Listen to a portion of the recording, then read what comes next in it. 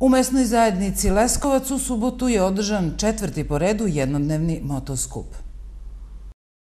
Četvrtu godinu za redom motodruženje se organizuje u mesnoj zajednici Leskovac. Ovo je prilika da se na jednom mestu okupe bajkeri i svi drugi ljubitelji dvotočkaša. Srđan Lukić je inicijator i organizator ovog događaja.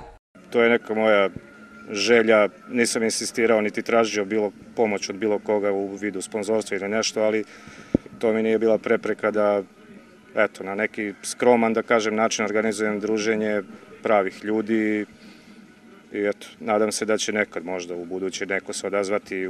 Ne treba tu, ne znam veliko koliko sponzorstva, ali čisto neki znaci pažnje bi mi značili i značili bi mi i za ovo što je danas, a i za neka sledeća dešavanja i okupljanja ovog tipa.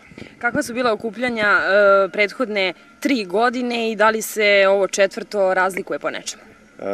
Prva godina je bila spontano od nas nekoliko drugara koji smo rešili da čisto napravimo neko druženje, klopu i na kraju se ispostavilo da je tu bilo 40-ak bajkera. Sledeće godine je bilo već preko 50, treće je bilo negde oko 7, prošle godine, znači oko 70-80 motorista. Ove godine očekujem da će biti više posetilaca, čak i najave iz Niša, iz susedne Hrvatske. Jedan moj drugar koga sam upoznao slučajno na motoskupu planira da dođe, drago mi da će, ako bude došao. Prvi put se u ove 4 godine će večeras svirati jedan bajkerski bend i grupa FAR. Nadam se da će zbog te grupe poseta biti malo veća, a u suštini kako god da bude, bitno je da prođe, da bude lepo vreme i da se ljudi međusobno druže, upoznavaju i da to pređe u neku tradiciju. Poznato je da se bajkeri druže, svi bajkeri i van Srbije. Kakva je vaša, da kažem, saradnja i druženje sa Lazarevačkim Lamoto klubom, da pomenem i Čokanlije, da pomenem i Kolu bajkere? Da, ja ni jedne godine do sada unazad, već koliko dugo vozim motor, nisam propustio da budem gost svim pomenutim motoklubovima. Nikada se nisam eksponirao da oni znaju ko sam i šta sam, odakle sam, nego eto, to je moja želja da prisustvujem nekom dešavanju koje je iskreno. Što se tiče LA Moto, oni trenutno, možete kasnije vidjeti, sede na terasi, tu su već nekih 2 sata, znači prvi su stigli, hvala im na tome. Baroševac i Rudovci su najavili dolazak isto, ali kasnije kad počne zvanično dešavanje, tako da eto, znači saradnja između nas na taj način postoji. Tako da nadam se da neće biti prekinut. Srki, vi ste član i jednog kluba, je li tako? O kom klubu se radi i koliko dugo? Od skora, praveći neke svirke ovde, sasvim slučajno su došli ljudi iz MK Shadows, čije je sedište u Nišu. Niti su oni od mene tražili da budem njihov član, ali kad nekoga zagotivite i kad vidite da su to pravi ljudi, spontano sam rekao koji je uslov da ja postanem vaš član. Oni su nazdravili sa mnom i rekli ti si naš član od sada, a zvanično nadam se da će danas biti proklamovano to članstvo u tom klubu. Ne treba pitati zašto ste vi baš rešili da se bavite organizacijom ovakvih skupova, vi ste bajker godinama. Pre izvesnog vremena ste imali jednu nesreću, ali za svaku pohvalu to se ne vidi, vi vozite motor i dalje. Koje su relacije ove godine? Koliko ste prošle?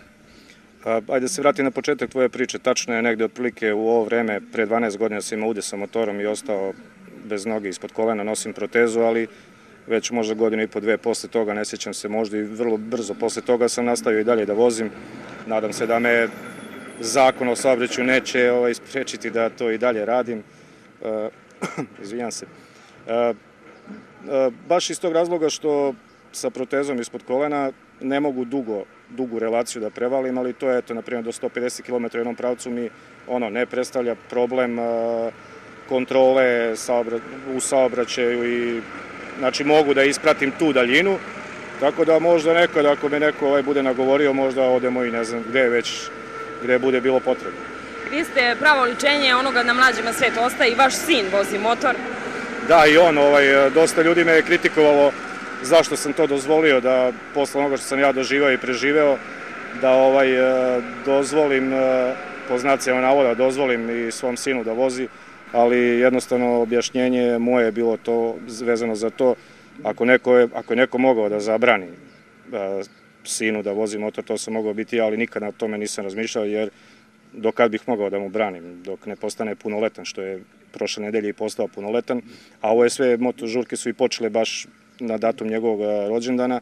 Znači, mogao bih da mu zabranim do nekog njegovog stasavanja, da postane, kad postane odrastao čovjek, posle me više neće ni plašiti se toga, a neće znati da vozi. Jednostavno, postoje ljudske sudbine koje se ne mogu izbeći, ali ih ne treba izazivati. Tako da mislim, složit će se drugari bajkeri koji su možda doživjeli slične situacije kao ja, da to kad jednom uđe u krv, sjedini se sa crvenim ili belim krvnim zrncima i ne može baš tako lako da... Sad baš iz tog razloga, iako ste pre 12 godina imali nesreću ne vašom krivicom, koji je vaš apel, pogotovo mladim momcima koji sedaju na dvotočkaše? Apel je taj da najpre slušaju starije bajkere. Znači, oni koji voze 15-20 godina sigurno imaju x situacija da im dočaraju pričom i da oni ne moraju to osjetiti na svojoj koži, da se uvere u te priče koje im iskusni bajkeri pričaju.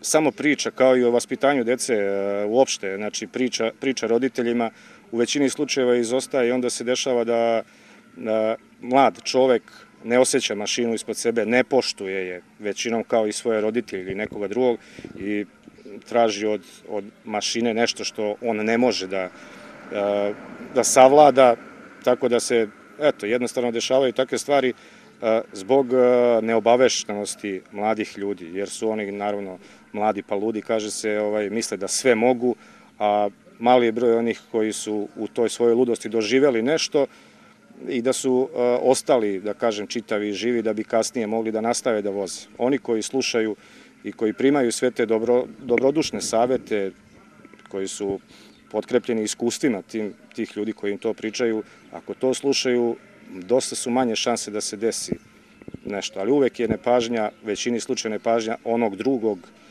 kao i u mom primjeru, tako da ne postoje pravila. Ali je bitno, cela priča se zasniva na tome, klinci, slušajte starije motoriste, pravi bajker vas neće učiti pogrešno, jer je on, znači vozi 20 godina, sigurno ima na osnovu čega da ispriča kako to treba raditi.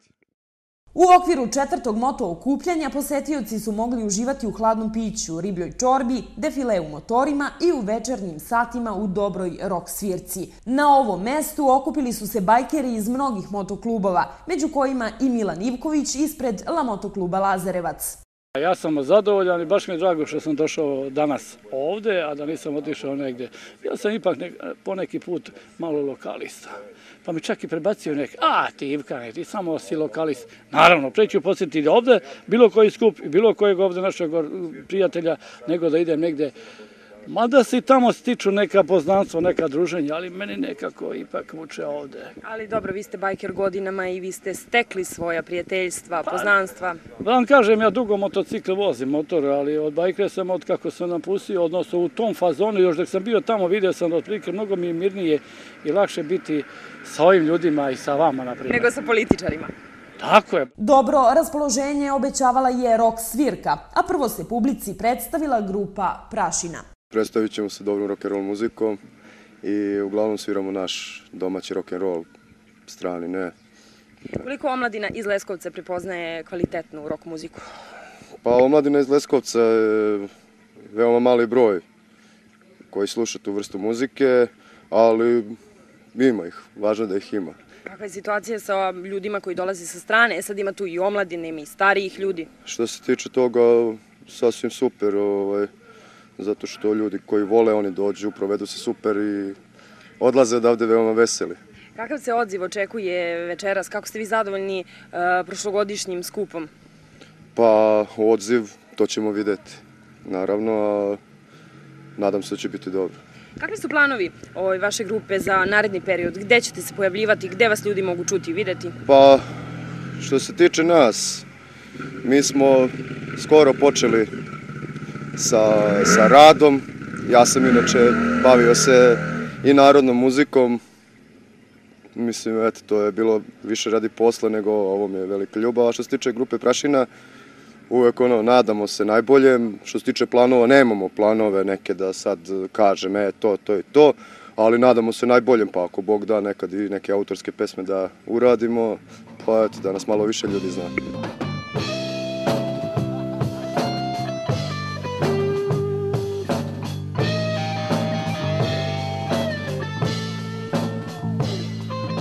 Motožurka je trajala do ranih jutarnjih časova, a na ovom mestu našlo se za svakog po nešto. Vožnja, bajkerska klopa, dobar rok ili karaoke.